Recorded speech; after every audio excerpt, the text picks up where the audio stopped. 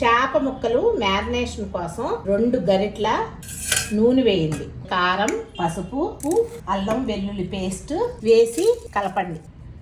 మూతేసి పక్కన పెట్టుకుందాం. చేప ముక్కలు ఇగురు కోసం మసాలా చేస్తానికి నూనె వేసుకున్నా. 2 ఉల్లిపాయలు చిన్న ముక్కలు కోసి వేస్తున్నా. కొన్ని ధనియాలు, మరాఠీ మొగ్గ, యాలకులు, లవంగాలు, కొన్ని మిరియాలు, ఆవాలు, కొన్ని మెంతులు, జీలకర్ర, 4 కరివేపాకు రెబ్బలు, టమాటాలు, జీడిపప్పు, పసుపు వేసి ఒకసారి కలుపుదాం. వేగినాయి కదా, మెత్తగా మిక్సీ చేసి తీసుకొని వస్తా. నూనె వేసాను. చేప ముక్కల్ని పెట్టేద్దాం. 2 వైపులా వేయించాను. తీసేసి పక్కన పెట్టుకున్నాం. సరిపడా నూనె వేసుకొని నూనె పెట్టుకున్న మసాలాని వేసాను. మిరపకాయలు, కరివేపాకు కళాకళ ఉడకనిద్దాం. చేప ముక్కల్ని వేసేయండి. సిమ్ మీద పెట్టి మూత పెట్టండి. చూద్దాము. ఉల్లి గుండులేసి తిప్పి స్టవ్ ఆఫ్ చేసేసుకోండి.